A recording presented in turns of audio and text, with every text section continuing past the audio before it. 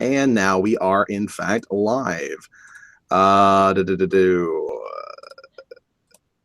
Greetings, everybody. This is Let's Chat with Big Lundy. I am here with Chrisiousity channel, somebody that I have been wanting to do a Let's Chat with for a little bit now, but we haven't. We've been playing sort of like online phone tag for a little while concerning it. So finally, we've been able to get it settled, get the schedule good to go, and we were able to get this going.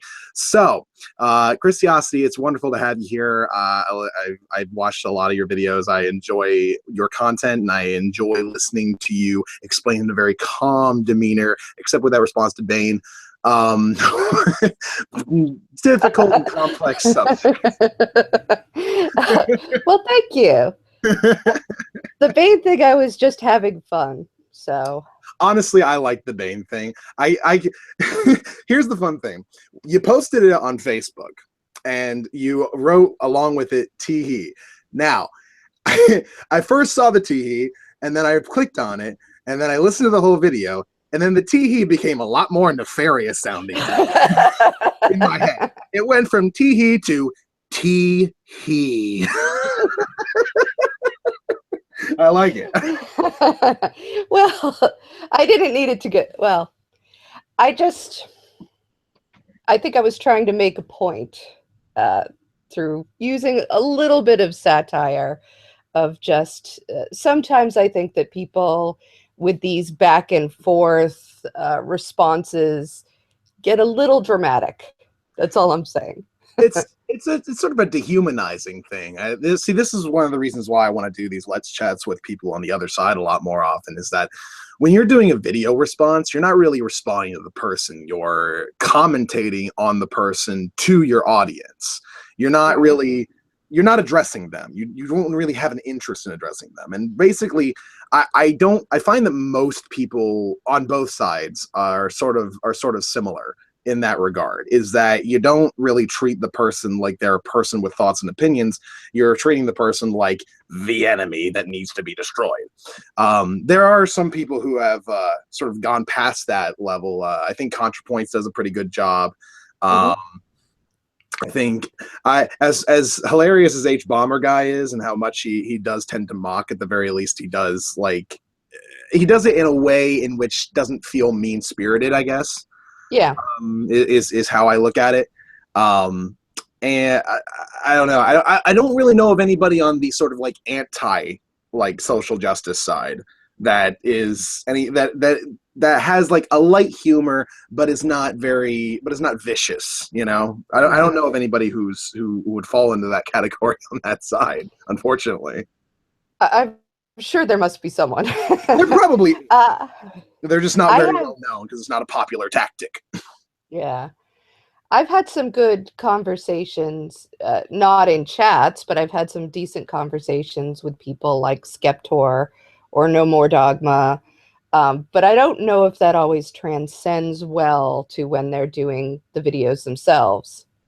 Yeah. So it's kind of, it was odd to me because this is something that happens to Tim a lot too, to Motivator. He gets accused of lying all the time. and that's like his pet peeve. Like, if you call me a liar, I'm going to attack you, basically. Like, he can't, it gets to him. And I kind of get it, because we really have gotten to the point where, as Bane says, you're either a liar or extremely incompetent. Like, it's not that you can just get one or two things kind of wrong or not entirely accurate. You are either a liar or the dumbest person on the face of the earth. Like, it's kind of crazy. And there's something of like an honor culture thing that goes on. Like, all this demanding an apology, you know.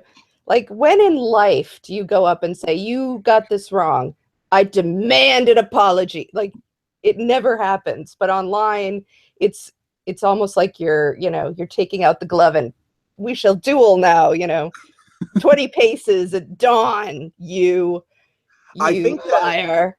I think that that comes from this sort of notion that if you're putting your opinion out into the public and like on YouTube, where like a lot of people can see it, that you're like obligated for some reason to be as accurate as possible, even though like none of us are reporters. None of us do this really like professionally, except for the people who like actually make money doing what they're doing. And if they are making money doing what they tend to do what makes them the money, as opposed to like, I don't know how to put it exactly. H Bomber Guy, for instance, he makes money making his videos, but he doesn't really make money doing like reporting and doing arguments. Right. He makes money on like making videos concerning like video games and just being funny. You know, that's his job, is to be funny and to make videos analyzing video games and to just do like light commentary on things. So I don't know. I don't think that, I feel like people have stressed too much of an obligation that everyone has to be 100% accurate about everything. But I think that that probably comes from this sort of disillusionment that everybody is experiencing kind of at the same time, of like the media in general. Like, like the first time that people start to understand that the mainstream media maybe isn't accurate all the time, they start to just feel like everything is wrong and everything that they're hearing is wrong, and they can only really trust themselves and someone who basically already agrees with them is sort of where they come from. So like, if you don't agree with them on something and you're putting forward an idea, then you're spreading propaganda or lies, just like the mainstream media, you know. It's sort of similar to, I don't know if you know about Redline V8, or Red's Rhetoric, as he's also sometimes known, but he regularly he devotes a decent amount of time to debunking flat earthers, and also debating them live. And he has been accused of being like this paid shill who is like lying for the corporate elite at NASA. And I think that's that sort of distrust, but on a lesser level with most other people when they're talking about like commentators on YouTube. I think that's probably sort of the mentality that stems from. Well, and this is, I think, significant, at least in part, that it's MRAs and feminists. They have no trust. And when you have two groups that just, and in many ways, I don't find that the things that we're interested in and the things that we think about are even all that different in a lot of ways. There are certain MRAs who are also deeply misogynistic. You know, there's like a subgroup, but there's also quite a few who are not, you know, or I don't feel like, you know, when you actually get them into a conversation, they don't seem that, you know, sort of viciously vitriolic, but they've picked up that anti-feminism bit, and they just consider, and you know, feminists to be terrible, horrible people. And feminists, to be honest, I don't see a lot of feminists going, you know who I love? MRAs. You know, that they're just awesome, and I wish we could hang out more often. Like, it's at best, I think you get sort of feminists sort of saying things like, well, you know, I wish they would get out of their own way a little bit, and then we could sort of talk and sort of reach some conclusions. But that's about as far as you're going to get most feminists to go, as far as that. So when you, I think that conversation between groups that have no trust is almost impossible. You know, I can definitely see that. See, here's this is kind of like goes back to what I was saying before, is that there's this huge dehumanizing effort done when isn't sort of the video response culture that's been created over the social justice versus anti-social justice warrior, whatever community that we want to call it, that sort of creates this mistrust. There's an automatic level of it because of the fact that like people are just viewed as the enemy. And it goes both ways a lot of the time, I've observed. And it's why I've kind of like tried to take the time to like talk to some people, like Dan Dworst for my first Let's Chat in quite some time, is a guy that I combat with all the time on like Twitter and Facebook and all this sort of stuff. And yeah, he drives I me talked to him. crazy. What's up? He drives me crazy. He's up he's a bit of an antagonist intentionally. Admittedly, he is an intentional antagonist at times. You know, we've had private with like chats on Facebook where we've just talked for like, I don't know, like an hour or more than an hour, where I'm just like, can you just like, I don't know, try to listen to me for a second and understand what I'm saying instead of going off on like whatever new mocking behavior you want to do today because you find it funny. Like, and at times I'll get him to actually like see stuff. Like he's under this impression that no feminist ever, or feminism in general, is just filled with people who don't want men to ever talk about whatever problems that they face. Like no, men are not allowed to talk about their problems, which I think is like antithetical to like intersectional feminism anyway. right, yeah. So I would like tell him like, have you looked? Have you just tried to look for like feminist blogs or something that of feminists being like, yeah, men's issues are also valid. And he's like, well, when I do, they always phrase it and they always frame it in ways that are against women as opposed to men. I'm like, okay, just look harder. Just look harder. That's all you can do. And within like 5 minutes, he links me an article of I can't remember which website, but it was an article of a feminist website talking about circumcision, male circumcision, and why that's a bad thing, and the feminist issue. And like, I'm like, so if you just look, if you just Google it, if you just try to look for people who actually care that are feminists, you'll find them. They're out there.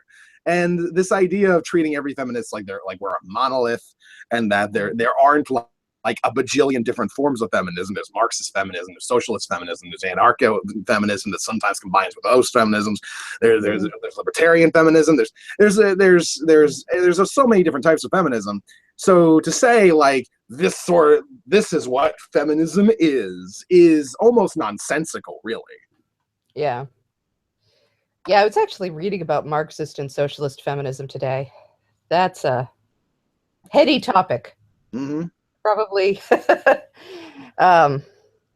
probably a little beyond your average chat, but it's, you know, it's interesting to sort of look at the different ways that they perceive things. And I think that one of the good things about sort of Marxist and socialist feminists is they're really concerned about third world issues more so, I find, than certain other types, which really focus on first, well, I should say first world, third world, whatever, you know, sort of the more industrialized, weird world, it's called, Western, industrialized, whatever. Whatever you want to call it. It doesn't matter to me. You know what I'm talking about. Yeah, I gotcha.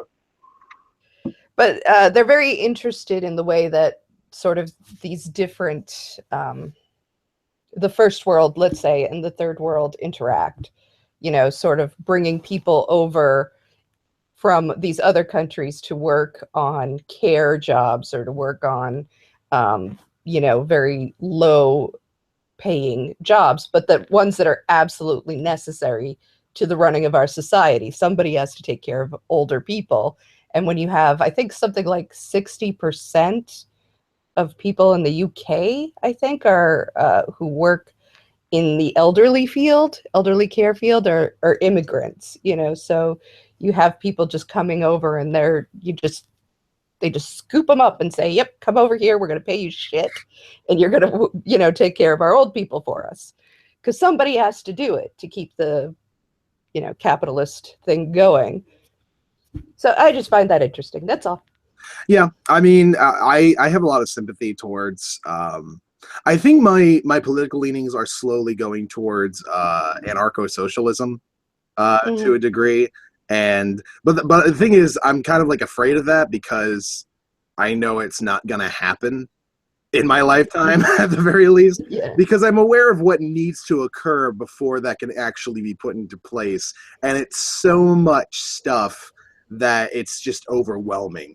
Like there needs to be a straight up revolution, like in the entire country, of people going up against the government, which I don't see happening anytime soon, because people rely on the government to fix the government's problems, which is just such a I don't see that as being the greatest thing in the world.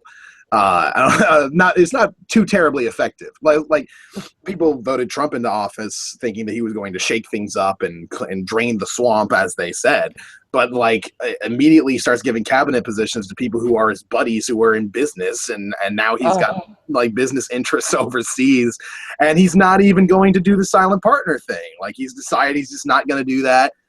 He's not going to like surrender his company and his company's interests. He's going to keep that.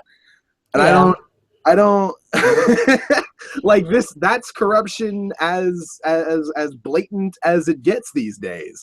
And I can't imagine what you'd have to do to get it more blatant. I mean, he's bringing his daughter into meetings with the Japanese president while her business is meeting with a company in Japan that is I don't understand run by the Japanese government. Like, and you know, I'm not going to sit here and say that like Hillary is like the best person in the world. I mean, we already had like a few different hangouts concerning those two, but like I don't know. I feel like people were expecting Trump to do things to fix the problems that they had an issue with, and at the same time, he's just contributing to it now. And he isn't even president yet. He's not even actually president yet, and he's already into the corruption, like already into it. Like deep in, it's amazing. I don't want to talk about them again. I've already talked about them. So another thing that I wanted to kind of bring up is that, you know, we were talking about how there are some like anti-feminists or anti-social justice people who we can at least have some interesting conversations with, at the very least. And I think I've mentioned this on Facebook, is that I personally find, for instance, Warcorp 666 to be a very interesting person. I don't think he's right about most things, but I do think that I don't think he's disingenuous. I don't think that he's just trying to entertain people with his opinions. I think he actually believes what he says he does, and mainly because I really feel like most of his beliefs come from the first thought that pops into his head.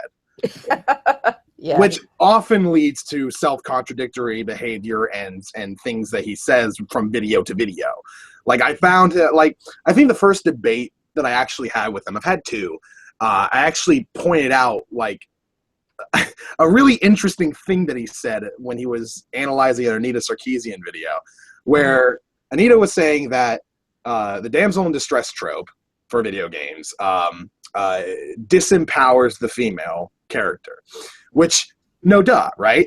Yeah. And Warcorp says, of course it disempowers the female character. What? Your argument holds no water. Of course it does. And I'm like, you just agreed with her.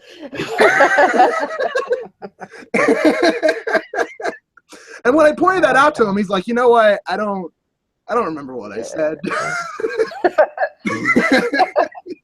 I could have been saying anything. Yes, he has, as you know, he's gone on and challenged me to a debate, and I just haven't gotten around to responding yet. I don't, you know, I'm not really right now super motivated to be in debates with people because I've never debated. I'm not, that's not really my style. It's like you say, I'm usually the calmer person in any given room where people are freaking out. I'm usually the one going, I'm sure it's fine. You know, because it just seems to be my personality. It's I'm just one of those people. Just calm down for a second. Take a breath. You know.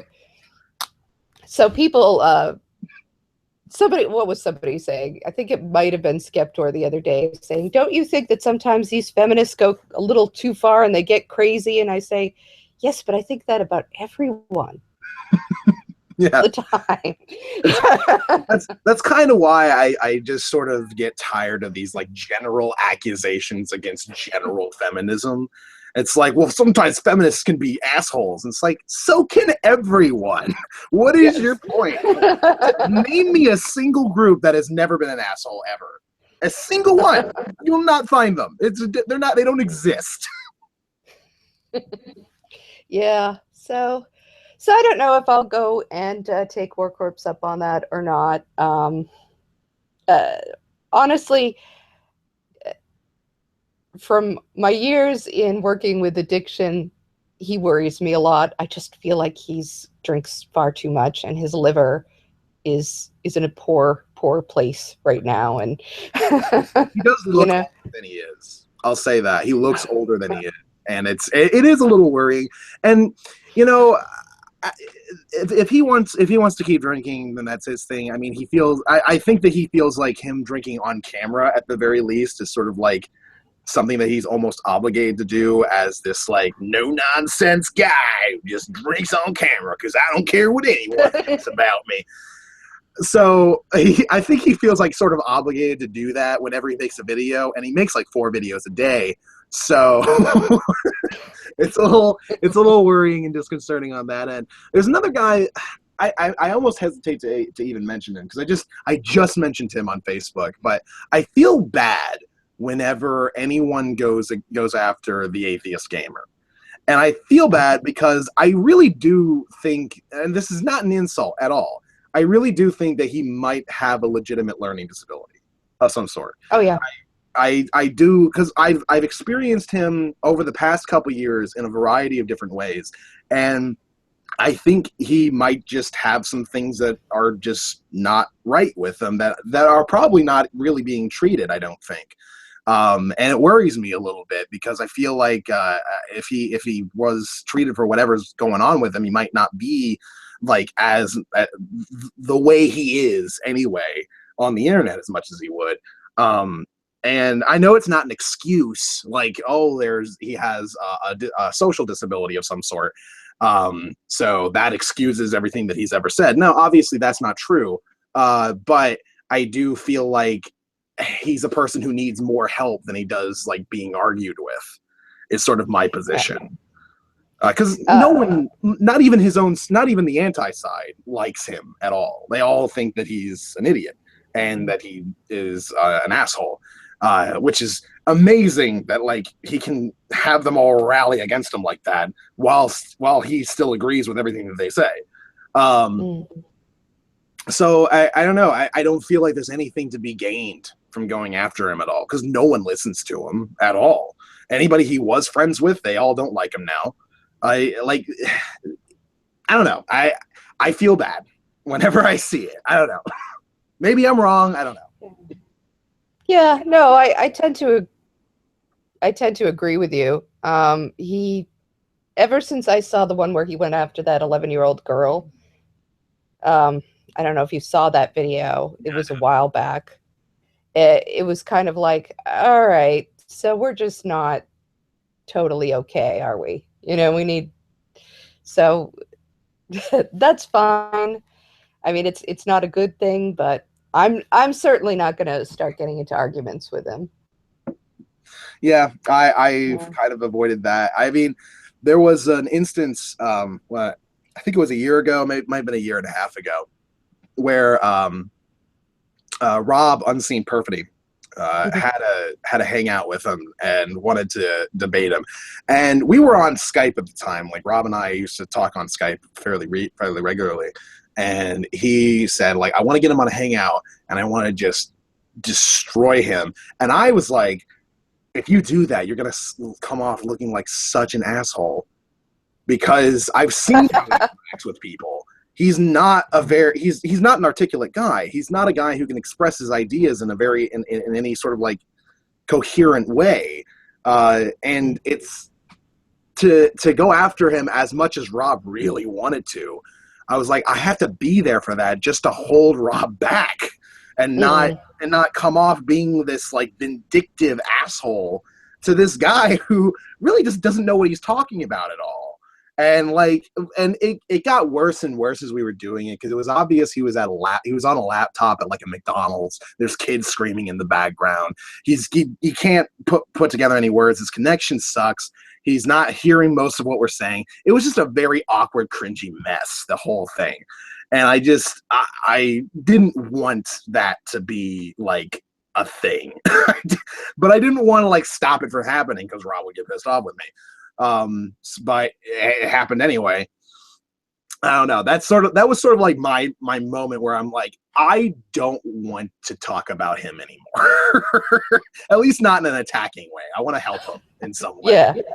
Because we both worked with people. I mean, you far more so. Honestly, I've only worked with addicts.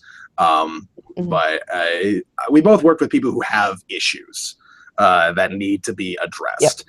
Yep.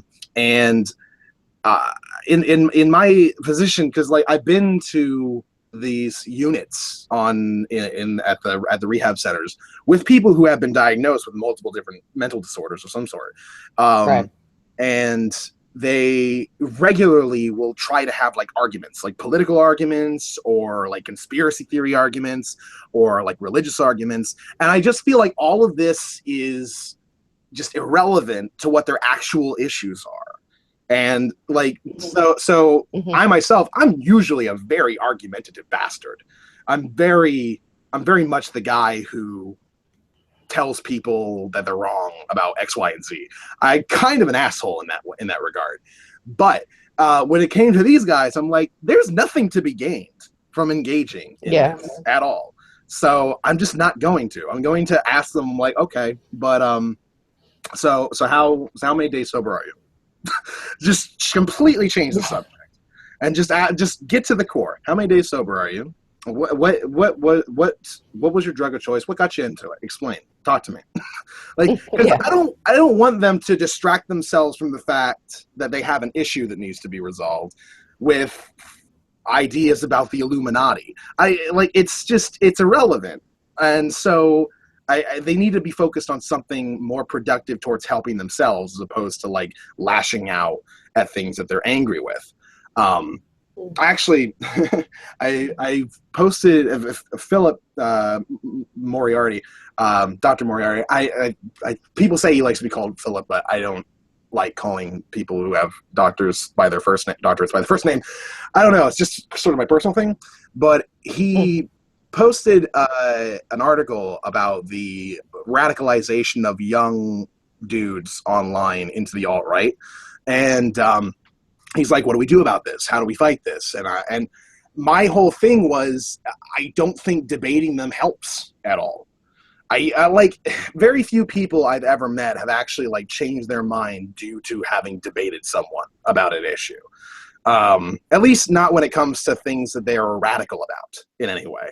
If you don't have like a particular identity tied to whatever you're arguing about, then yeah, you might be a little bit more open to changing your beliefs on it. But if you have an identity based off of what you're arguing about, that's going to stick. You're just going to put the wall up and be defensive about it. So debating radicals about their radical beliefs is not going to do anything. So I feel like the better option is just to figure out whatever it is that's making them feel so disenfranchised by society and excluded by society that they'll seek solace in the alt-right or hate groups or anything like this or any sort of radical group, and figure out what those issues are, what's actually at the core of their problem, and address that instead. Because the core of their problem is not that the Jews run the media. That's not the core of their problem. Fair enough. We all know that's not true, so we don't really need to argue about that. They're just lashing out and just blaming random people and random organizations that they can't readily identify or put a face to. That's what seems to be occurring, at least from my perspective. I could be wrong about all of this, but it does seem to be the sort of like predominant pattern when it comes to any sort of radicalization, be it political or religious. If you're radical, chances are good it's because you feel disenfranchised heavily in some way. Yeah, I think there's a strong sense of alienation among white dudes right now. Maybe they feel I know that they feel blamed and put upon since they have problems too. You know, it's like, And I get that. Like, I get waking up in the morning going, I have to go to work, and I have, shit going on in my life, and things are not easy, and, crap is going on. And yet somehow I'm being told that I'm sort of the prince of the realm. And clearly this is not reflecting in my day-to-day existence. You know, this wonderful privilege of mine doesn't seem to be doing me any favors, because I still got to go to work, and I still got to do this, and I still got to do that, and nobody is doing it for me. So I see that, and I can understand how that would be frustrating, and I can understand how that would make you angry. Um, it's just, and at some level, they're being told that their culture, their society is bad in this some deep dysfunctional way, and somehow the badness is directly related to them, you know, and to their lives and to their beliefs and attitudes. So it's like, I guess it would be like feeling like the problem child in a family. I'm not sure. Um, this is just me talking right now. I'm just sort of like working it out in my head. But this That's fine. this isn't based on anything. Like, I haven't looked this up. But I'm just taking this on what people come to my videos and my comment sections and tell me all the time. That they feel blamed for things that they had nothing to do with, that they feel like people are always down on them and not considering, the good things that they do. I'm thinking of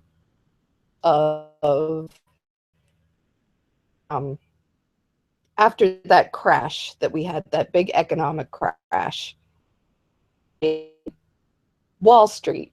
And I remember, reading this article about like Wall Street workers going, we just were doing our jobs, and we were working really hard. We were working 70, 80 hours a week. We were trying to screw everything up, and now everybody hates us, and has sort of put the blame solidly on us. But it's not like we were doing what we had gone to school to learn to do. We were doing what we were told was the right things, because when you have 100 little worker bees all doing some sketchy stuff together, going to go bad. But because they don't have that big perspective, they're not going to see it, So I can understand the frustration. I just don't exactly know what to do about it. And I think just youngness. When I was young, I listened to angry music and dark music and read angry, dark books and and read,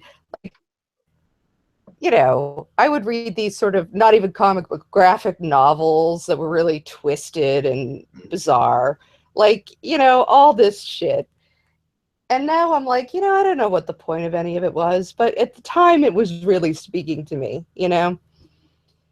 So I think there's something about when you're putting your personality together, when you're just crossing over in adulthood and you're not really sure what the hell, I'm sure there are people that find that an easy transition, but a lot of people don't, and I certainly didn't, but it's different now with the online anonymity, I think, more than anything. Like, if you knew that what you were going to do was going to have consequences in your life, you had at least that barrier, right? So there's no way you would go for Nazis. I can agree with that, but there's sort of like a double-edged sword there. Like, yeah, the anonymity sort of like encourages people to say like the worst things that are on their mind, because they know that nothing's going to happen to them as a result. But at the same time, for most of the time, it keeps that contained to online. There was a documentary that I saw right before the election, where this guy was going around sort of examining the sort of rise of hate groups around America with Trump's election and all that, and the fact that they were becoming a little bit more outspoken and they were actually like doing rallies and the like now. He noted that for a decent amount of time, a lot of these people have contained their sort of like organization of hatred toward online. They keep it on website forums that they frequent and stuff like that. And now with Trump, they felt like that it was more empowering that they could go out and actually like spread these ideas of like, well, America for white people, and stuff like that. And Yay. and they felt like this was sort of their coming out thing, that they could now say this without fear, which obviously is not the case, which is why like the sort of spike in hate crimes that happened like right after Trump got elected has sort of teetered off at this point. It's not as much as it's sort of gone back to the way it was prior to the election. And they've gone online again. They've sort of retreated back into their homes to just post about black people they don't like on Stormfront and stuff like that. So in a way, because we're not going to get rid of these people. It's not a thing that's going to happen. They're not going to just change their minds all of a sudden. And having them marching out in the streets is a little bit more destructive because it gives them more attention than if they just keep it relegated to whatever internet forum that they like to frequent, where they all shit talk different races together. So I don't know. I feel like the anonymity sort of helps in that front, because it helps to prevent these people from like organizing and doing stuff that's actually effective towards their goals, I guess. So that's sort of what I think is the best part about the anonymity of these people on the internet, that they're going to stay on the internet for the most part. And because they realize that there's going to be repercussions if they go out and they protest and stuff like this, that they're going to be filmed, that they're going to be talked about as people instead of just ball scratcher 69. Right. that keeps them from doing that. It keeps them from going out there. Yeah, that's sort of my thought on it. It's because a lot of people like to say, you know, well, I won't say a lot of people, but some people have put forward the idea that maybe we should just make it so that nobody is allowed to be anonymous on the internet, or at the very least, they can't be anonymous if they're going to put forward these sort of ideas, like political ideas and stuff like that we have to know who they are. And I think that that's bad for a variety of reasons, because that can hurt everybody. That can hurt any sort of, that can hurt people on the left, on the right, anybody. So I don't really think that that's a really great idea. And to be honest, when you really think about it, no one on the internet is really anonymous. If you want to know who someone is, there's a way to find out if you really want to know. I don't care who you are. I don't care how off the grid you think you are. If you're on the internet, people can find who you are. It's not that terribly difficult a thing to do. Which is why it's so like it's seen as rather taboo to look that information up and then spread it out there. Or at least one of the reasons why, because it means that you are actively looking for this information, and why would you be doing that outside of trying to hurt someone? Is sort of the idea. At least that's my perspective on it. Yeah, I don't know that I would say don't be, that I would say, I think either everybody has to be anonymous or, it has to actually be a rule. Like, it can't just be, well, this group, and this group has to not be anonymous. It's like, I'm not coming out unless everybody's coming out, because, I'm not going to put myself out there where I know that there's 20 anti-feminists, out there that are completely anonymous and don't, and hiding under 10 different sock accounts and all that. So I'm not putting myself out there because that's not a risk I'm willing to take. I mean, obviously, I guess this segs into the bearing thing, which is fun. Yeah.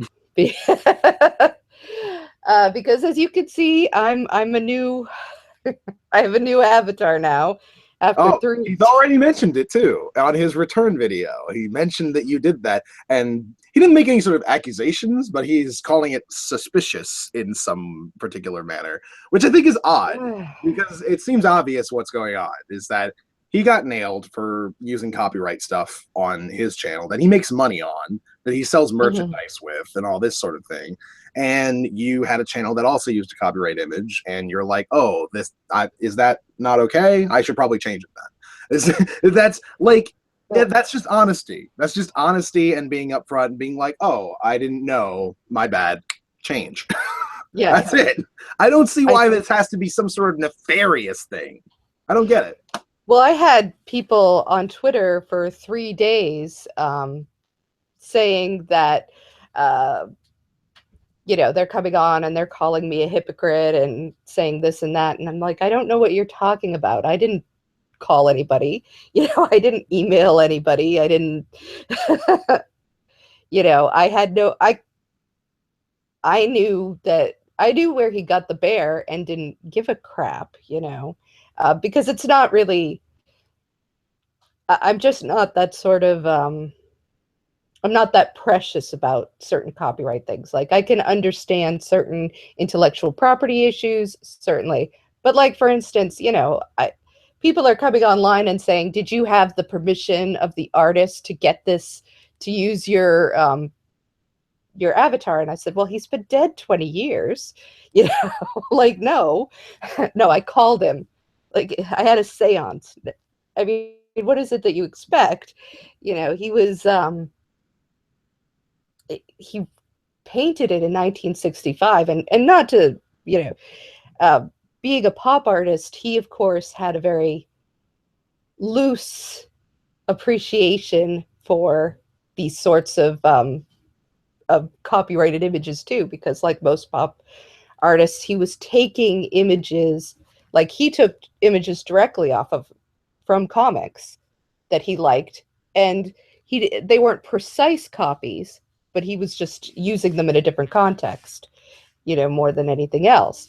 And it was because, you know, it was sort of the,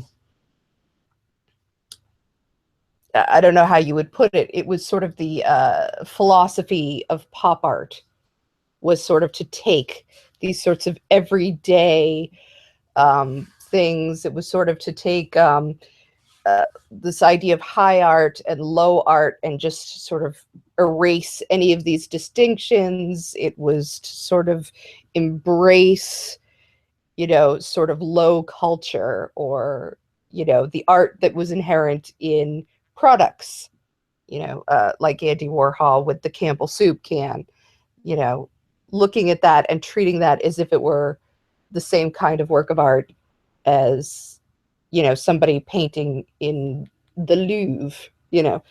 So, and of course, I never made any money. I still don't make any money, which is, you know, fine.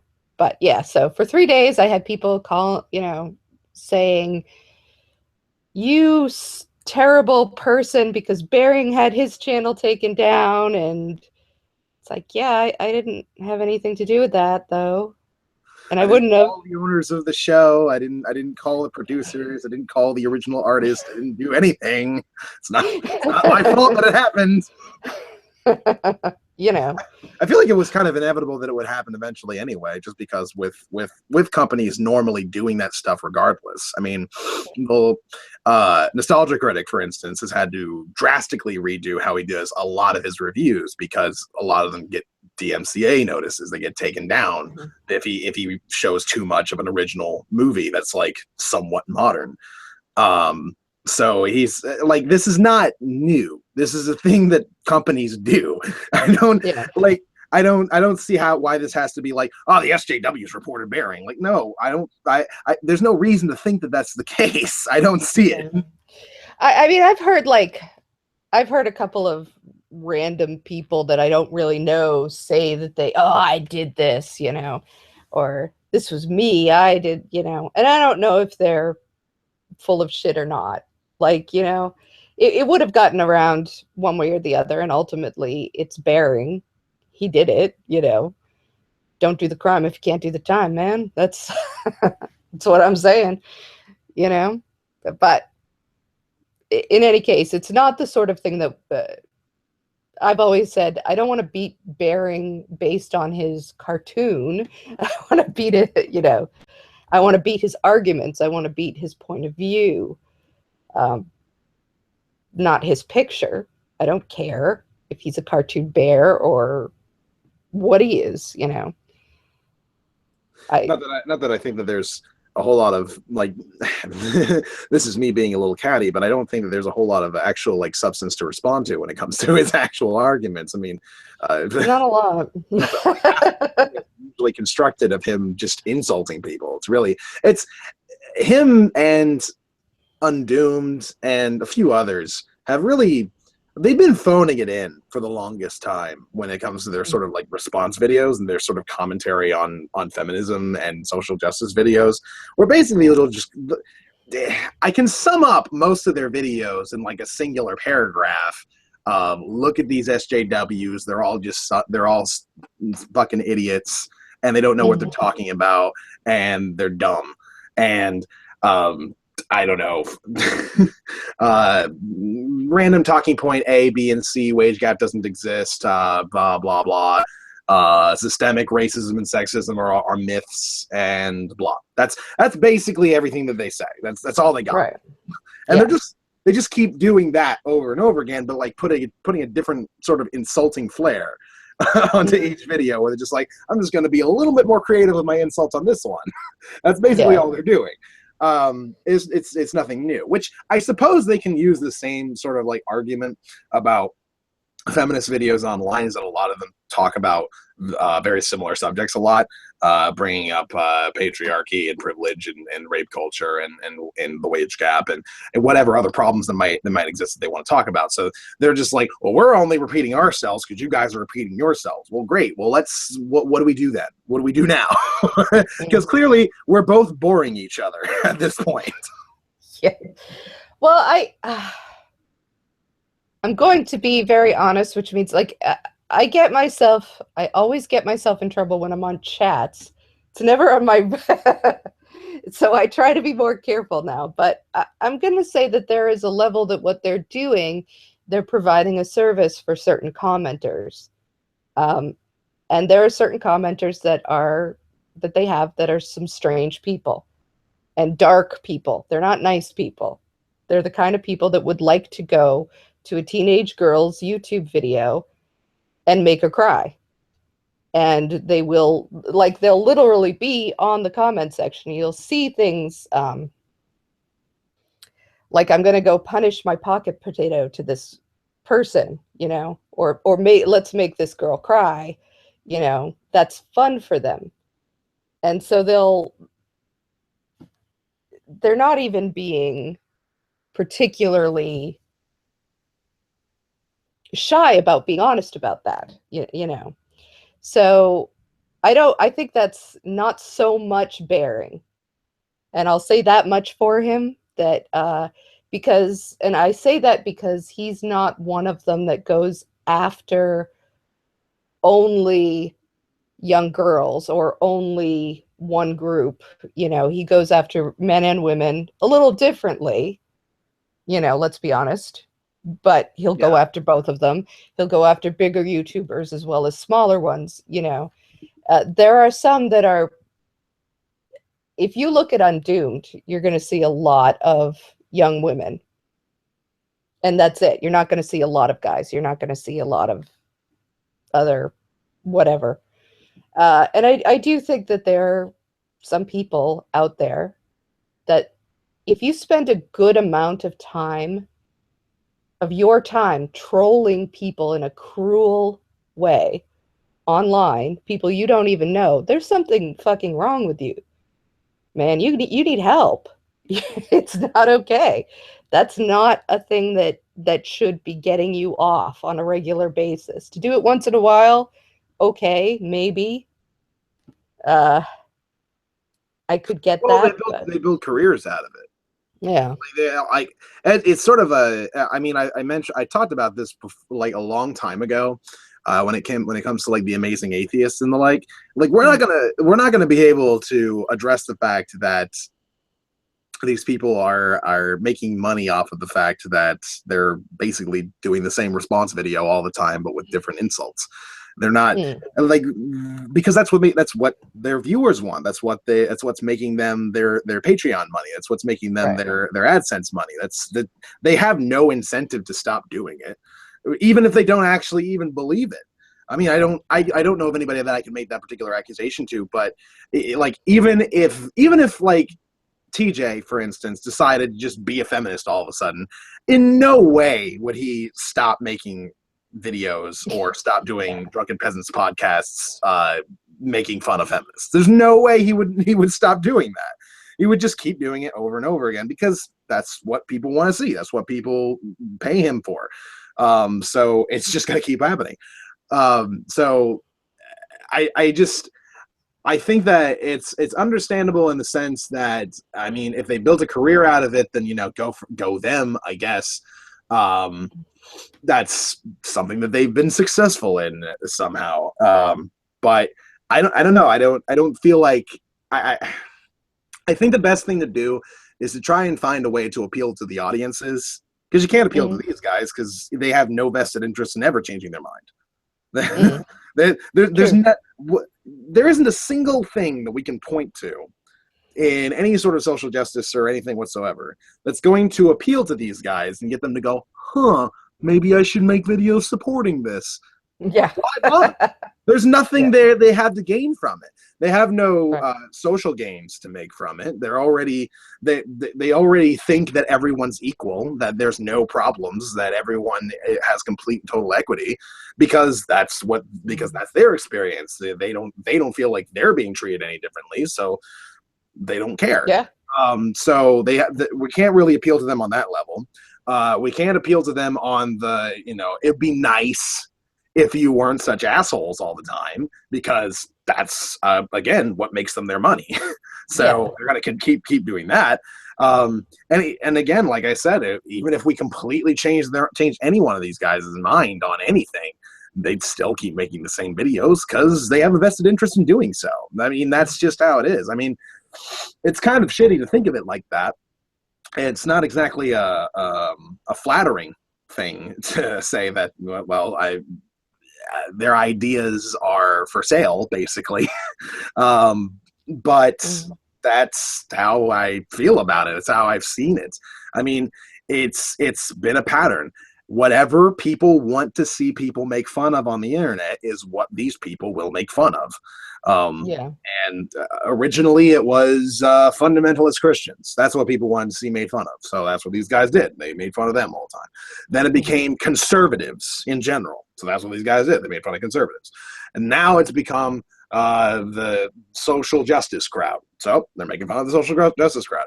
As soon as people want different material for these guys to make fun of, they'll change it. So as soon as we make their audiences in some way not want to see anti-social justice stuff anymore, once we do that, and they want to see something else, then these guys will make different videos. They won't care about it anymore. It's not an interesting topic to them. I saw a video today that was commenting on an Undoomed video where he was talking about some girl who became a feminist after she went to college and learned more about what feminism is, and realized that she had already agreed with basically everything feminism is. So she's like, I guess I'm a feminist. And what Undoomed said was, well, originally you weren't a feminist, and you shouldn't have become a feminist. Because you should understand that feminism has fucked up the world. And I'm like, but you haven't really mentioned anything about it that feminism has done to fuck up the world. And it's sort of like built around this anger. I won't even say it's fear. I think it's anger. It's people getting into other people being angry and just exploiting that and saying, look at these people, they're not like you, they're bad, they're stupid, they're fucking morons. Hey, moron, fucking moron. That's so funny. That is a great Undoomed. I think I can. I think Undoomed and I can have a. I should have him on a Let's Chat, and we will only talk like that for the entirety of the Let's Chat. Oh my god, that would be amazing.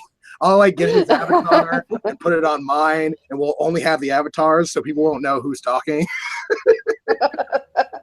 Oh my god, that would be great. Undoomed, if you're watching, we need to do that. Yeah. Just sit there with our Batman voices. I can't do it. My voice is much too high. But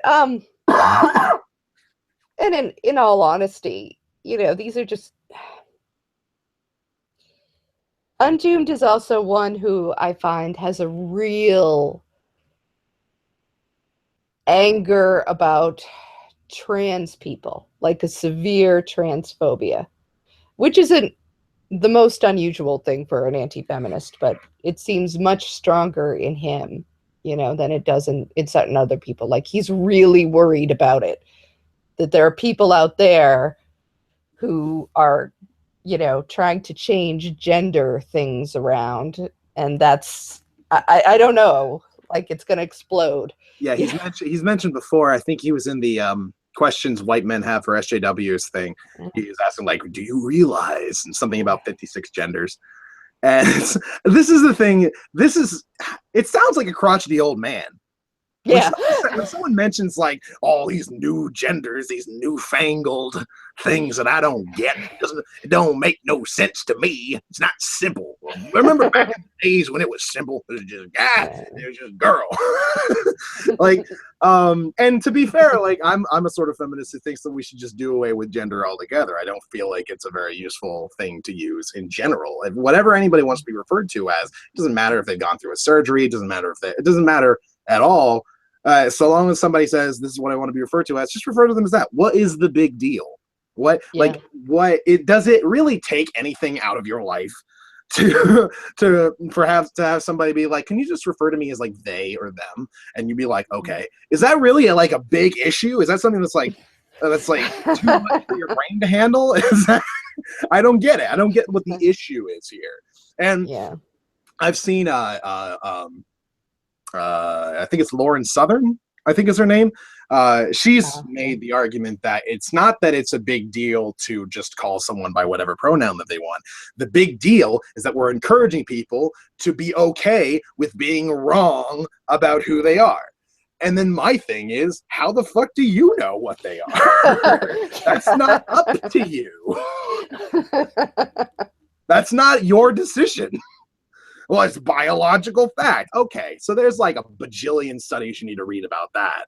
Because, and by the way, citation needed. Like, when has there ever been this sort of like actual fact of the matter that someone's gender is based off of their DNA? When has that ever been the actual case?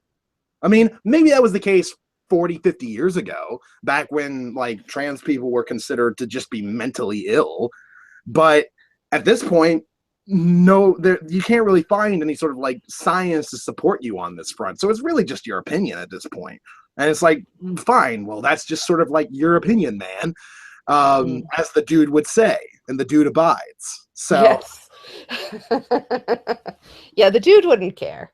He would call you they if you wanted. No, it's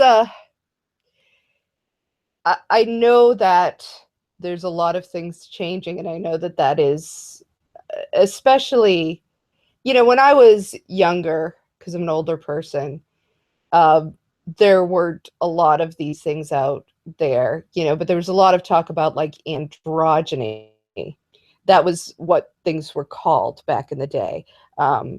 You had people like Prince or David Bowie or Patti Smith, and they were androgynous, and it was somehow scary to people. And it's really more like, that they were, you know, that we're doing things, or that certain people are doing things now that there wasn't a language for before. So that's why we have 97 different words to describe it, because people are sort of trying to find their way to a language to talk about their reality in a way that they weren't allowed to 20 years ago, you know? It's like if snow just if you had snow but you weren't allowed to say that there's snow on the ground ever, and now all of a sudden people are saying, okay, there's white stuff over there, you know? So does that make sense to you? It's like gender was in God has prescribed your gender for you and your roles for you, and that was the way it was for a long time. And now that it's sort of gone so that it isn't there anymore, you know, and people have sort of this freedom to express, you know, I never really felt like that. You know, that was never the way it was for me. I never felt like, oh, I'm a man, you know, or I'm a woman. You know, that was never something that was part of my identity. I felt very different, you know, and I felt completely alone and completely alienated from what I was supposed to be, you know, but they weren't allowed to. You couldn't say that 20 years ago. You couldn't go out and be that unless you were really willing to take, to really screw up your life, you know, and not to have the sort of ability to get a regular job and have a family and be with people because it wasn't considered okay. The social consequences were far too high. So nobody talked about it, you know, or they would talk about it, but only in their own subculture, which was hidden from everybody else. So now that there has to be, so now people are out there and they're living their life and doing their thing and being what I think we would want them to be, which is liberated and free to express their inner reality, you know, but they don't quite have, we haven't gotten a set number of words or a set language to talk about it yet, because we're still working on it and nobody's quite figured it out yet, you know. And gender is just one of those things. We have not figured gender out yet. And the thing is We that just a lot of people sort of take this conversation as a very Western centric conversation as well. Like the idea of multiple genders has been something that's been around for a long time. Yeah. This is not, Yeah. this is like non-binariness. That's nothing new. You can find it everywhere. It's just, it hasn't been in the West as long as it has everywhere else. So it feels like it's this new thing the new generation is just coming up with to sort of be angry about something because they don't have anything to be angry about. That's what it sort of feels like to a lot of people because they're not aware that this is something that has existed for a long time. I think India has at least 3. I think it actually has more. Japan for a decent amount of time didn't really look at gender at all. It was more just castes. Like you were just a part of a caste. It didn't really matter what gender you were. It mattered what caste you were. It mattered what your job was. Which I think is probably why Japan is a lot more sort of, I don't know, liberated when it comes to like trans people and things like that. I mean, in some ways they are, in some ways they're not. I think that there is an issue with them finding trans people funny. Like they like to make a joke out of it. It's sort of like kind of something that you'll see a lot in their media. There was a fantastic animated movie that came out a couple years ago, or was it last year? I think it was last year around Christmas time. I can't remember what it was called, but it was a fantastic film. But one of the main characters was a trans woman, but she hadn't gone through the surgery or anything, and she still basically had the makeup of a guy. She just wore makeup, and she was considered more a drag queen than she was a trans woman, but she always identified as a woman throughout the entirety of the movie. And the thing is, a lot of her character was based off of how funny it is for this person who looks like a guy to act so much like a woman and other people reacting to it. That was sort of like a big thing with that character. And I felt like that was kind of, there's a couple ways to look at it, I think. There's the one way, which is that that's not appropriate. That's making a joke out of a serious thing. And then there's the other way of they're poking fun at them, just like they poke fun at everybody else. Just like they poke fun at the loser dad who's never seen his kid before, and he's just a drunk who also gambles too much, and he's got his issues. And then you got this little girl who's got her issues with her family, and she thinks that she has it so bad, but because she's been abused and the like. And they sort of try to add some humor to what is these characters' very bad situations that they're in, because they're all like basically homeless and the like. And so there's that way of looking at it too, which is just that they're trying to make it seem like these people, they have these bad situations that are happening to them, but we can still humorize it in such a way as to make it seem like it's not necessarily their fault it's like this. That's just how life sometimes treats you.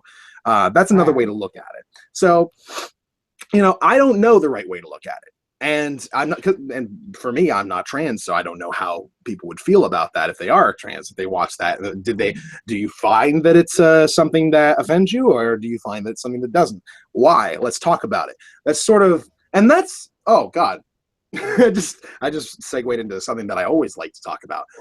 The nature of offense is something that is always overblown, in my opinion.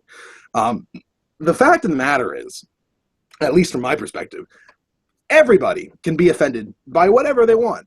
That's not something that anyone else has the ability to control over you. If you're offended by something, that's how it is. No one can say, no, you're not. That's not a thing. You can't do that. What we can do is say whether or not we care about someone's offense. If someone says that they're offended by the spelling of the word two using two O's because it looks like boobs, I don't really care that much. Okay. I don't really like. Okay, I acknowledge that you're offended. I don't mind. I don't mind it. Yeah. So that's kind of your deal. But if it's something that like I can more readily understand or empathize with, or at the very least identify with on some level, then maybe I'll start to care more. Which includes the plight of many people when it comes to Black disempowerment in America, when it comes to the inequalities that are faced by the multitude of different classes, or women versus men, or any sort of thing. If it's something that I can identify with, or I can empathize with, or I can understand to some level, I'm a lot more likely to actually agree with the notion that the offense is something that I should actually take seriously. Because we want, ultimately, we want everyone to be happy and liberated and free, to the extent that most people are happy. The maximum amount of happiness possible is what we kind of want.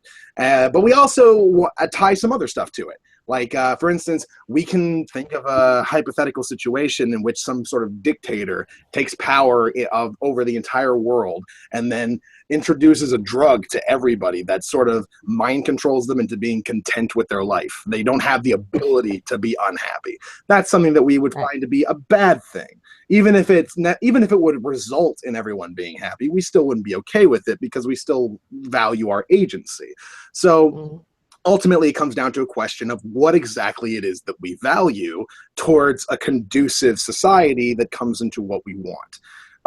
And that's a difficult question that philosophers are still arguing about when it comes to meta-ethics and ethical philosophy in general, and political philosophy as well. So this is not something that's easy to solve, but I think that those areas of discussion, political philosophy and meta-ethics, are sort of the main topics of discussion that we're talking about when we talk about the nature of people being offended and whether or not we ought to care about their offense. I don't know if there's like any sort of mindset that you go through whenever you see someone being offended by something, if you talk about it to yourself in your head and wonder whether or not this is something to take seriously. I don't know how you approach it, but that's kind of how I approach it. Well, I think it is all right, there's a couple of things. I think that the one thing that annoys me is when other people act as if they are above offense. as if being offended isn't something that happens to you. It's literally, it happens to everybody. Or dismissing it, not even as if like, oh, you're not really offended, but as if it's, oh, you know, that was just a joke, or that was this, or that was that. Like, no, I know that if the joke pushed your buttons, you'd be upset. It just didn't happen to push your buttons. So I think that first off, you have to sort of acknowledge that everybody has buttons that can be pushed. Like, because that's part of being human. You know, there aren't people out there going, ah, yeah, everything's cool, everything's, you know, everything's chill. I don't care what you call me. I don't care what you say. You know, that might come off, but people do say that a lot, and it's frustrating. And then from there, it's very context-based to me. When I worked with people who had disabilities, right? And I was a case manager, so I would have people coming to me and saying things like, I had a guy who would came up to me and he says, yeah, I need a chiropractor. And I said, I was like, you do? And he said, yes, I threw my back out because I masturbate too much. Can you help me? And so, I shouldn't laugh about that because that's actually a problem for some people. So yeah, so it's just, but it was, the sort of matter-of-fact way that he would phrase that to you, because it's actually, if you have cognitive disabilities, it can actually be very difficult cognitively to understand things like context. Like, it's okay to talk to this person about that, but not this person. Or it's okay to say this in this situation, but not that situation. That's actually a fairly, anybody could have difficulty with it. You and I could have difficulty with it in some situations, but if you have a cognitive disability on top of that, it can be really tricky. So, so of course that didn't bother me, but I knew some religious people that I worked with that had a real problem with things like that, and you'd have to sort of talk to them and say, you have to suck it up. Like that's all that there is to it. Like, you just have to. There's no two ways about it.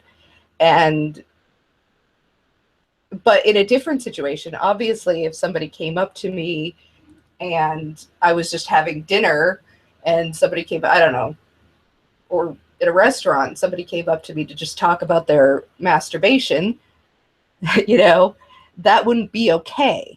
So I think that when somebody comes forward and gives you about offense, this offends me, this bothers me, I think it should be the beginning of a discussion, and I think it should be the beginning of a calm discussion. Like, don't get offended that somebody has taken offense at something. Yeah, that doesn't help. It's like, talk about where the offense is coming from, and I think that if you had a conversation about it. So for instance, a time when just recently I was shopping online. I have some nephews, so I was looking up like teen guy gifts, and there was this, I went to this website, and they had under gifts for teen guys, it was like a spy hole thing that you could reverse spy hole, and they had this picture of a guy looking in sort of a keyhole, and the woman on the other side is, she's naked and she's getting dressed, and she's, obviously a beautiful woman, and so it's like, I found that very offensive to me, because it's like, why are we teaching guys that it's okay to be peeping toms and to be creepy this way? Like, that's just disgusting. You should give it to adult men either, but I think that be a peeping tom, you should get your, I don't know, but there were other people that just thought it was funny. And I get that.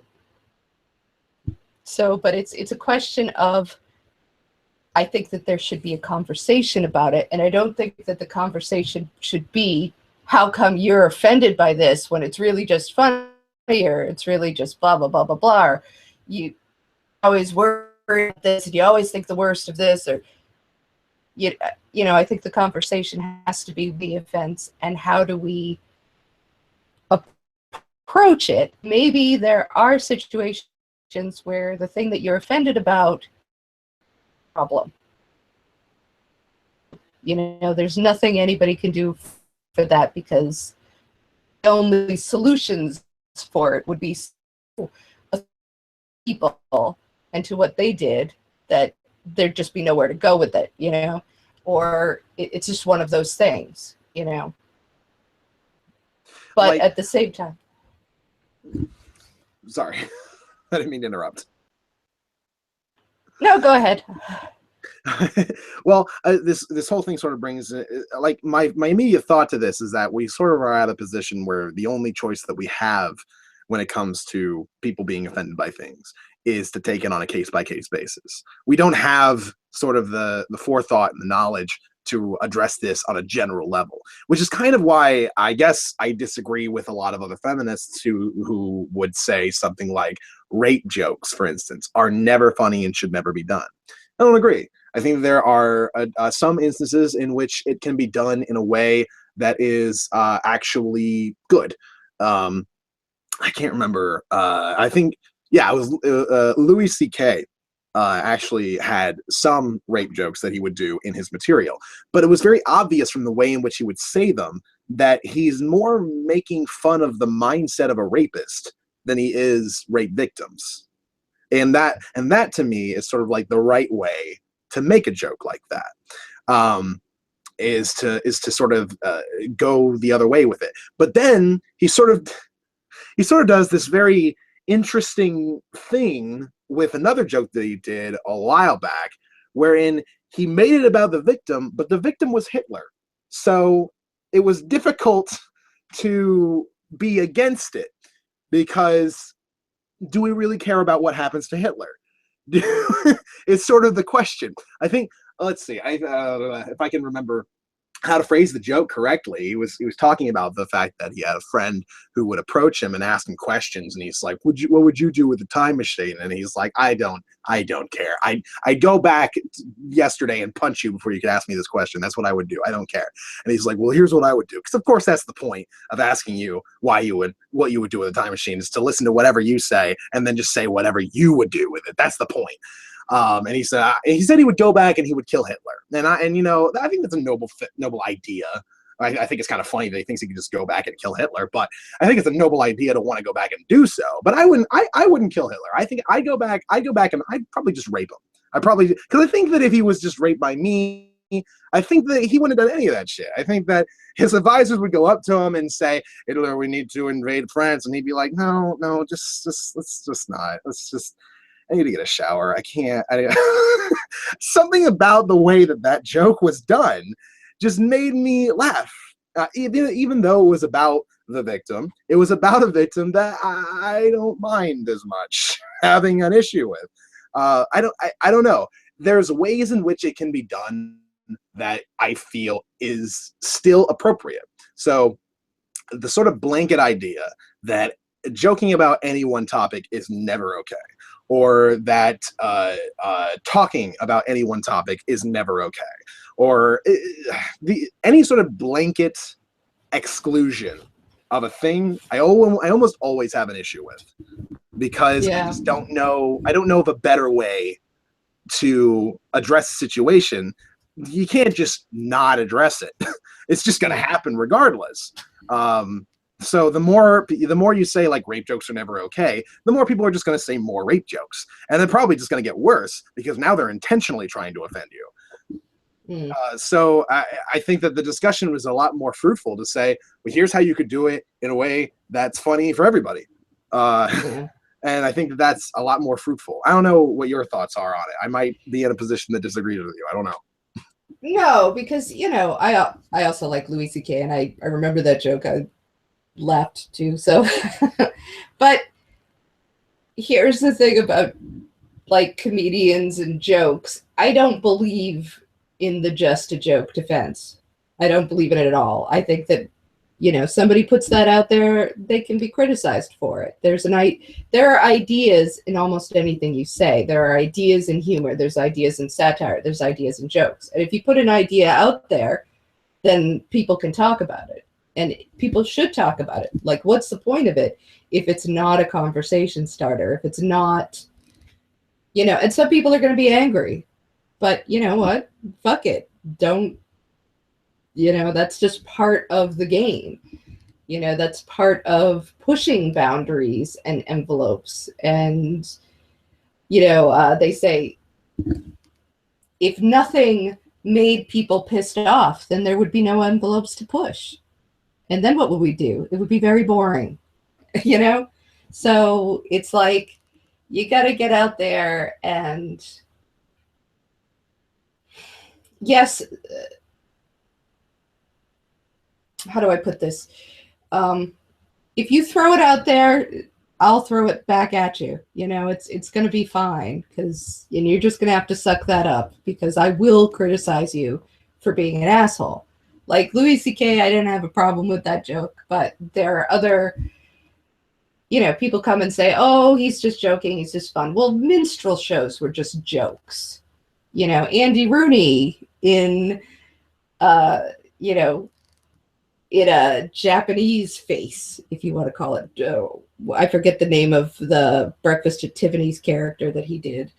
That, you know, when I saw it, because I didn't have any knowledge of the sort of Japanese racist things that were out there, like I'd never really encountered racism against Japanese people before.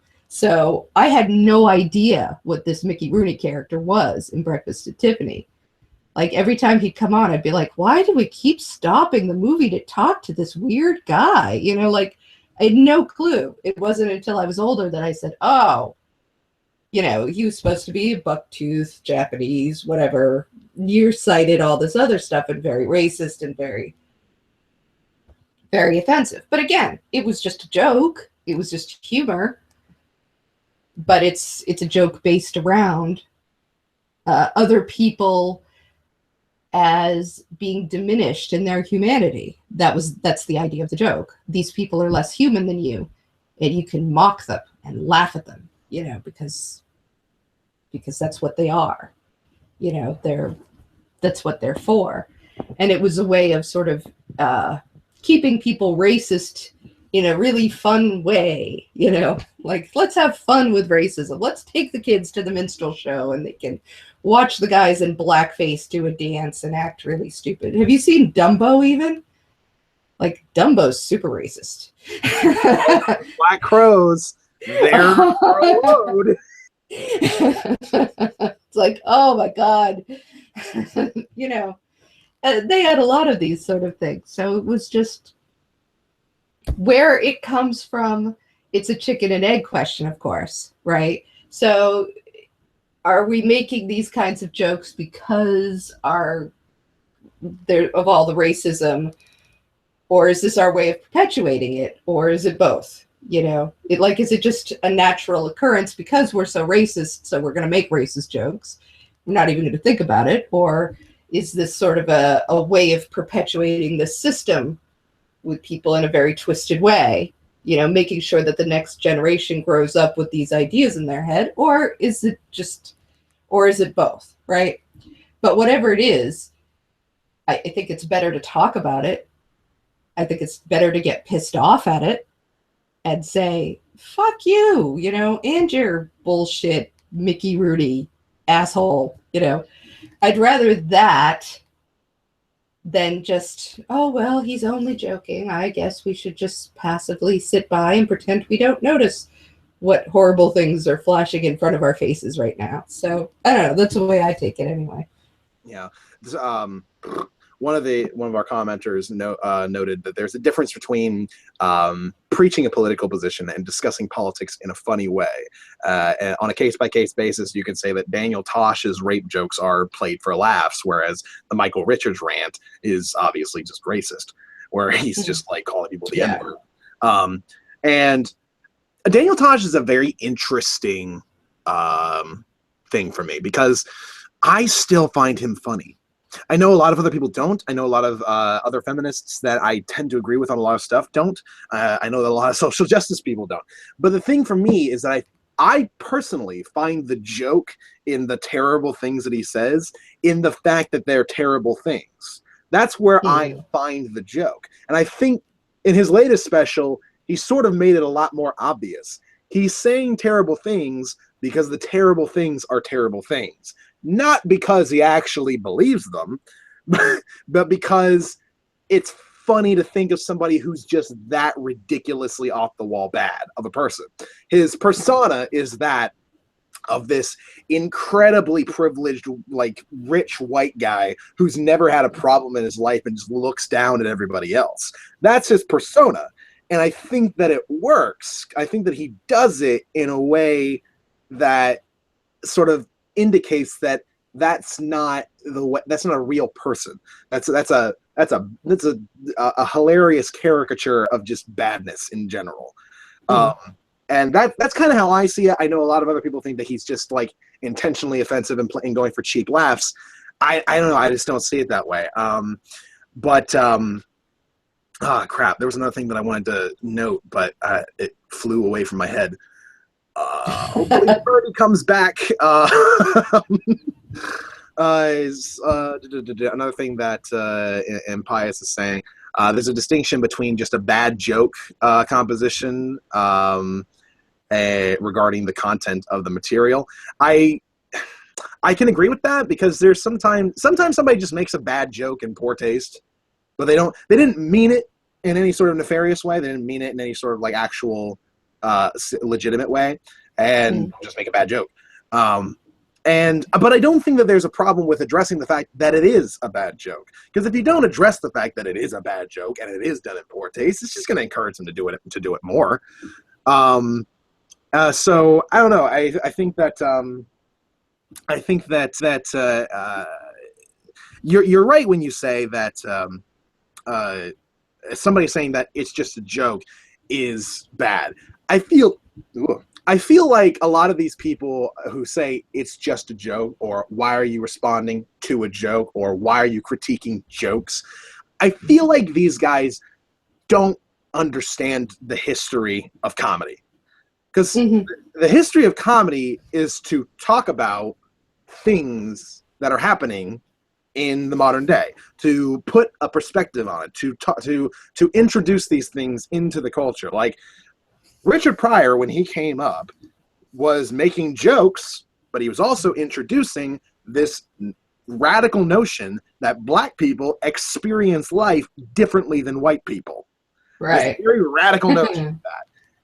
That's something that he put forward. In his jokes, they were jokes, but this was a serious topic to talk about. It still is a serious topic to talk about. Chris Rock still talks about that kind of stuff. I was watching a sit-down discussion between it was Louis C.K., it was Chris Rock, it was Jerry Seinfeld, and I can't remember the fourth guy, but they were all sitting down and they were talking, and Seinfeld looked at Chris Rock and he said, "The first time that I heard your joke about black people and white people going to the movies and the difference between it, that's the first time that I actually took the time to understand the idea of, oh, black people and white people have different experiences in life." That's the first time. Yeah. So this is an actual thing, right?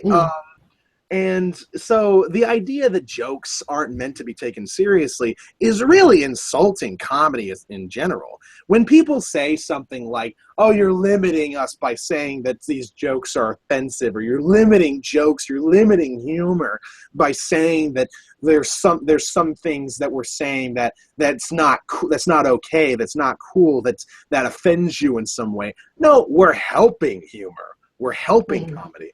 It won't evolve if it isn't criticized, is Right. a big thing. And a lot of these guys are big into criticism when it comes to anything else. But jokes are apparently on this pedestal of being beyond reproach. I don't understand that. I think that that's a grave insult to comedians in general that work, to anybody who's trying to use their platform as a comedian to discuss serious stuff, but in a funny way, to put a conversation out there. Well, I think part of it is they're not used to being the butt of jokes. And I saw this, Seriously TV. Have you seen any of their stuff? They came out, they're a YouTube channel now. They do like, and they're satirical, but they're satirical SJWs for sure. So they do unboxing videos where they unbox white privilege, or where they unbox, things like that. And they're sort of making fun of these comments from an SJW's perspective, as opposed to the usual perspective that you come from. And their comment sections are full of hate. The same people who hate on SJWs for getting offended and for not letting jokes be jokes, or whatever it is that they're saying, or letting artists say what they want to say, which is just a level of bullshit, are all of a sudden really pissed off because now it's their buttons being pushed. That's all it is. I know that Bearing and all of these people have made videos about these guys, and it doesn't matter that they're joking. It doesn't matter that they're satire. That doesn't count because they're S-Jews, or whatnot. So I do think that there is, if a white dude is considered the standard, right? And that's what we're talking about a lot with privilege, that the default identity is white guy in America, let's say. Does that make sense? That makes everybody else the funny, right? That makes everybody else mock-worthy. You're laughing at the difference between the default, the standard, and somebody else. You're laughing at the girl for being silly, or you're laughing at the black guy for being whatever, or it's the white guy that's going to be the straight man. Right. So it's very different to have that sort of lens turned around on you and saying, no, here you're not the standard. Here you're not the default. And we're going to make fun of you and your perspective now. And I would love to see it as sort of an exercise in empathy, in realizing how that feels for people, and saying maybe we shouldn't have been so hard on people going, no, that joke was offensive. That was offensive, or that was rude, or that rape joke was really just way too far or too obnoxious, or this song normalized some violent thing, or some terrible thing that hurts people, So I just think it's pure hypocrisy. To be honest, I don't believe them. I don't believe these edgelords for a second. I don't think they're tough. I don't think they're brave. I think they're all full of shit. That's all I can tell you. Something that I find interesting about this, I mentioned it before, but War Corpse, it's something that I find very interesting about him, because I think he actually sees himself as like a very brave person for going on the internet and saying what's on his mind, not giving a fuck what any of you PC folk want me to say, and I'm gonna drink a beer on camera because that makes me tough. Like, every single bit of him just feels like an affectation, but I can tell that that's just who he is, and it's amazing to me because, like, I feel like if so I might have worded that a little bit incorrectly. I feel like he's putting on a bit of a show when he does his videos. I do feel that. But I think that he's just overdoing what he normally does. I think that again, like I said before, I don't think he's disingenuous with his positions, but I do feel like he's trying too hard to be an internet tough guy, which is funny to watch. Like, I remember watching people who would drink scotch on their videos. It's like, at least scotch is difficult to get down. You're drinking Budweiser. What are you? You're not, like, how is that tough? How is that like a big manly thing to do?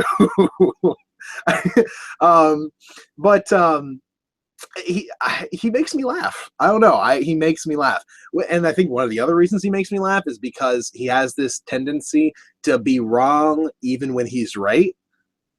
Like, I can't remember a whole lot of instances of it, but he'll be like pro-abortion, for instance. He'll be pro-abortion rights, but he's pro it for all the wrong reasons. It has nothing to do with, like, women's agency and the like. It's just like, it's just a little fucking meatball that you can just scoop right out of there. Who gives a shit? Like, it's like, why can't you just be right about something and just be right about something? Why do you have to be a silly person about it? I don't understand. And I guess that that's part of his little, like, affectation of just being this edgy guy on the internet. But I don't know. I don't buy it, because I've talked to him when we're not broadcasting, when we're not recording the conversation, and he's very normal in that. The first debate that I had with him, I ended up having him on call for like 30 minutes before we actually got into the debate, because I was in the middle of a video game when he called me, and he's like, I'm ready to go. And I'm like, you're gonna need to give me some time. So we were just on call, just bullshitting, and he was perfectly affable. He wasn't anything like what you see on YouTube. He was perfectly affable. He talked about the game that I was playing. I talked about games that he likes to play, and we just had a conversation that was just very normal and very non-combative. And, like, that's, I don't know. I feel like that experience for me has made Warcorpse just not a person that I'm too terribly affected by. As far as, like, when I actually watch his videos, he can say whatever terrible things that he wants to say, but I know that it's just a result of him being who he is and just not thinking about stuff and not really caring to. I think he's just lazy. That's really the main thing. I think he's just lazy, and I don't know, he's happy, he's proud of it. I don't know. He comes off as not being in any way mean-spirited. Even when he's saying truly awful things, it never seems to be coming from, like, a hateful place. Just kind of a dumb place, really. Or a lazy place, or even when he's going like hardcore into, like, insulting people, I don't see him as, like, the insulter. I see him as putting on this, like, persona of, because he's a wrestling fan, he's a pro wrestling fan, and I see him as basically cutting a promo, basically, as opposed to making actual points or trying to, like, insult someone in place of an argument. I see him as just trying to cut this promo of him just saying all this stuff like, and I'm gonna come after you and I'm gonna pile drive you into the cement. Like, that's what I see. I don't see him as, like, this just bad person who's just saying terrible things to people. I see him as, like, Macho Man Randy Savage trying to put a coherent thought together. That's what I see. I don't know. Yeah. No, I see it I think I see it that way too. It's just not, there never seems to be any real malice in there. Like, it's not something, and I don't mean, like, sometimes I feel like Bearing is genuinely malicious and sort of hides it under a veneer of good humor, but it's there. You can sort of tell every now and then it sort of peeks out at you, and you can see, yeah, this is, yeah. Yeah, because he's fully aware that his subscribers go and harass people that he responds to. He's aware of that. He just doesn't care. And like this idea that like he has no control over it. He puts the notices in the description bar that you have to expand to see, and who does that really? That he's done everything that he needs to do on that front. Like he's well aware that's insufficient. He doesn't care. He'll like I remember once seeing him just tweet a video of someone who was like criticizing him for something, and all he did was do a winky face. And I'm like, you know exactly what you just did. You just said all of your followers to go to this video and start shit-talking this person. That's what you just did. You know you did. Don't bullshit me. Don't act like I'm just a big dumb bear. No, you're not. You know what you did.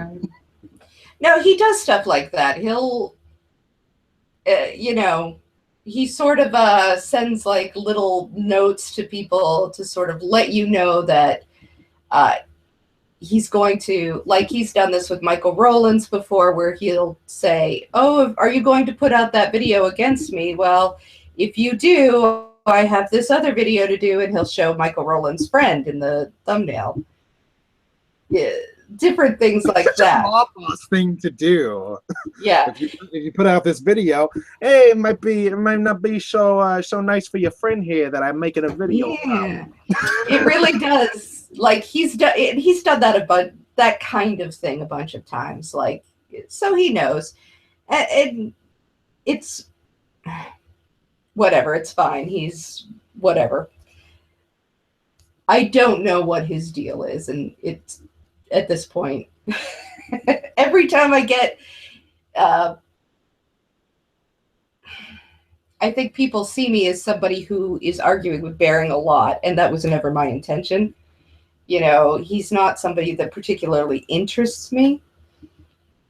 And I don't even mean that in a terrible way. I just think that he's sort of a generic anti-feminist to me who does generic anti-feminist videos. He's not the worst. He's not the best. He's not the smartest. He's not the dumbest. He's just sort of there. But, you know, because of all these things, because of different conversations that we've had, now we seem to be linked somehow, which I gather is why people keep tweeting me about his him losing his channel, like I had something to do with it. I don't know. Probably why I got several thumbs down on this before we even really got started. Yeah. So yeah. Oh, I know. I expect as a feminist that I'm going to get hate, so I don't really care. You know, people do like to say things like, oh, thumbs up, or how many thumbs up, or how many thumbs down did you get? And I tell them quite honestly, I never look. I honestly, if I looked, it was by accident, you know, because it's just not something that interests me. I don't care. You could thumbs down it. I don't care if I have 10,000. I think they don't understand that thumbing up or thumbing down a video doesn't really do anything to the video itself. It doesn't really create a perspective on what's going to be in the video. It's not going to. Like if it's a bunch of thumbs down, it's not going to be a bunch of people looking at the thumbs down and being like, oh, I guess this video isn't very good. That's not really what happens. If somebody goes and they look at the thumbs down thing and they actually use that as some sort of metric for the quality of their video that they're going to watch, I don't know them. I don't know that person because I don't do that. I don't know of anybody else who does. Especially if it's a politically charged video in any one way. Because all that tells you is a bunch of people who disagree with this person came to this video and said it sucks. That's all it really tells you. So it's not really helpful. And all that really does, if you do get a lot more thumbs than you usually do, whether it's thumb up or thumb down, it increases your algorithms on YouTube. More people your video will be more visible to the general public.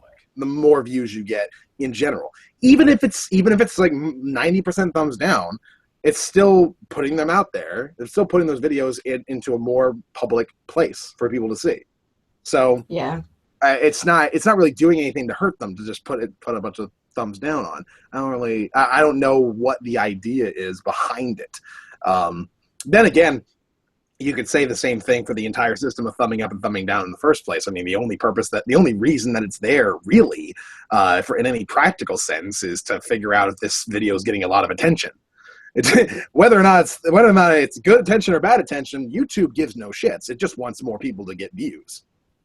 Right. So, Yeah. I don't know. But I don't know. It's Bearing, I've seen discussions with him, and at one time I did want to have him on to a Let's Chat, but I don't think anything productive will come of it. I mean, I've seen him in Hangouts before. I've seen him talk to people before, and it's really been a very, if it's not a boring affair, it's a cringeworthy affair. Yeah. In my experience. Like when he was on the Skeptic Feminist show, it was kind of boring.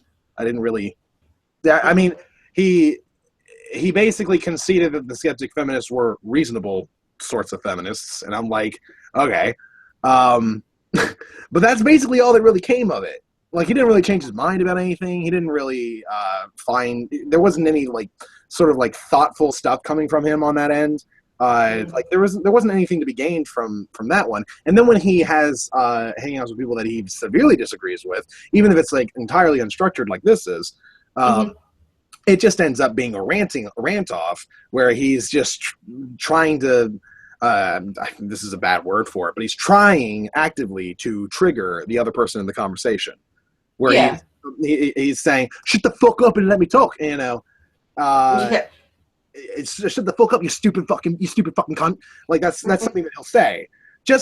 He's not saying it because he wants them to actually shut up. He's saying it because he wants them to react, and he wants to then react to their reaction.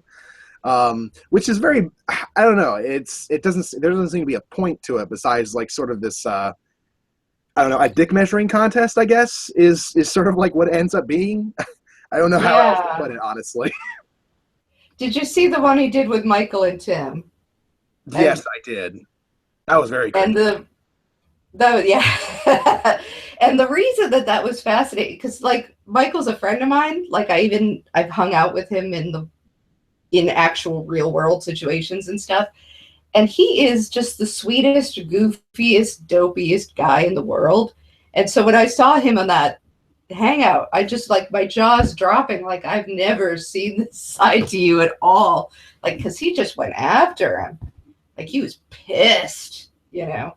And of course they're just coming right back at, Barry's coming back at him. And it's like, what? Tim's trying to get it a word edgewise. I don't know. It was the strangest thing. It was just bizarre to me. I was like, when he finally, kicked him off, I was like, well, thank God that's over. That was painful. Ouch. But it's just funny how people are. I don't know. So this feels like there's a few things that, and this is completely off topic now, but the things that people say to me that bug me, I think it's when people decide what I think for me. That's the things that really drive me crazy. Like if somebody comes to me and says, you're for equality of outcome and I'm for equality of opportunity, I'm like, you're for shut the fuck up. You don't know what I think. That's what you're for. Just shut up, That one drives me crazy. People who call me collectivist or Marxist, it's just obnoxious to me. Like, shut up. That pisses me off sometimes more than just even insults. You know what's funny about that? Is that these guys do that all the time. They're doing it all the time, and they hate it when people do it to them. They can't stand it. As soon as you like mention somebody as like a part of the manosphere, for instance, like that's such a vague term as to almost be useless. But as soon as you do that, like I'm not part of any sort of manosphere. I don't know what you're talking about. Armored Skeptic is another person. As soon as you call him a part of a community of some sort, I'm not a part of a community. I'm an individual. Blah blah. Like they're so quick to the trigger on that, and yet at the same time, I don't know if you watched Sequester Zone back in the day, back when he was like a thing that people watched originally, but like he didn't call himself a feminist. for the longest time. But he was accused of being one all the time. All he needed to do was put pro-feminist content out, and then you're a feminist. It doesn't matter. It doesn't matter if you identify as it. It doesn't matter. Right. And yet, for some reason, self-identification is the only thing that these guys will accept as being the valid way to refer to them. But they don't give a shit if you don't identify as whatever they're accusing you of, because you are anyway. They don't. It doesn't matter to them. Like, unless it's just so annoying. Like, Milo Yiannopoulos can be the face of the alt-right. He might not believe everything that the alt-right does. The alt-right might not even like him as a person, but he's still the poster boy. He's still the one that the media puts pictures up whenever they talk about the alt-right. He's still that guy. Maybe it's a bad thing for him, and maybe it's a bad thing for the alt-right. Maybe neither one of them are satisfied with the situation. Whatever. But he's still the poster boy. And when you say he's the poster boy, they say, well, he's never identified as part of the alt-right. Doesn't matter. It really doesn't. Yeah. That's not the point. Well, he's never said that he's a part of it. Who cares? You don't care. None of you care about whether or not someone says that they are. I've never called myself a Marxist. I've been called a Marxist. It doesn't matter. Sargon definitely isn't a Marxist, and yet he's been called one. These are terms that actually mean things, that actually have definitions, that actually have like philosophies behind them. The people are just attributing to you as a generic insult, as opposed to actually what it is. And it's amazing. I like the idea that they can be so quick to the trigger on being accused of being any sort of ideology that they aren't, or being a part of any group that they don't identify with, and be so defensive about it, and yet do the exact same thing to basically anyone they disagree with. Like, fucking, I think Barron called you a man-hating feminist. Yeah. What the fuck is that about? Yeah. I don't understand. I don't know where it comes from. And another thing is they don't believe that either. Of course they don't believe that, because they think that if you're married, if you're a dude and you're married to a woman, you can't be a misogynist. So you're married to a guy, so you can't be a man-hater. So that's just how it works. They don't ever apply their logic to themselves. Yeah. It's this amazing double standard that's basically a result of this sort of insult response video culture that they've created around. Yeah. It's kind of like, and I always get talked about, well, this person is a woman and she disagrees with you, like, checkmate, well, Steve Shives is a man and he disagrees with you. Does that matter? No, of course it doesn't. Like, it's not going to matter to the, because that's not really the point. The point is not it's the ideas behind it, not the gender of the person speaking the ideas. But I don't know. It's a very frustrating, and what I was about to say is, the other thing that drives me crazy is the ideology thing. Because I don't think these people have any clue what the hell an ideology is, because they're so convinced they don't have any. Like, they have none. It's like, you know what? If you're spending time on YouTube arguing about politics with other people passionately, you almost certainly have some sort of ideology. Like, it would be very hard to even come up with an argument if you didn't have some basis for that argument, and that would be a set of ideas, which would be an ideology, an ideological position. Like, you can't argue values without a value system of your own. I could go on for hours about values and value systems and the differences between the different sides and all that stuff. We've actually been going on for a couple hours. I need to get something to eat and drink and all that sort of stuff. I hope to have you on another time. I appreciate you being with me. I hope I didn't dominate too much time. I know I went on some freaking rants there. But that's all right. I'm hoping that you enjoyed yourself. Absolutely. I appreciate you being here. I appreciate the viewers for coming, even those of you who came just to dislike the video. You know what? More likes and dislikes, I get more views. So appreciate all of you coming. Appreciate the very lively discussion that was happening in the chat here between a multitude of different chatters. Extremely lively. I really enjoyed that. Oh, I didn't see any of it. Oh yeah, really? Was it some of a decent amount of it was going off topic of what we were talking about. It would like stem from something that we said, and they just go off in other directions. By the way, earlier I was talking about the animated movie that came out last year around Christmas that I didn't remember the name of. Napalm messaged me and told me the name. It's Tokyo Godfathers. I highly recommend it. It's actually a really interesting movie. It's very well done. It's very well animated. I enjoy it. I recommend finding. If you can't find a dub for it, like I try to find a dub for it first, because there's a lot of like detail in the movie that you sort of miss out on if you're looking for this, if you're watching the subtitled one, because you're more focused on reading the text as opposed to viewing the whole thing as a whole. But yeah. right.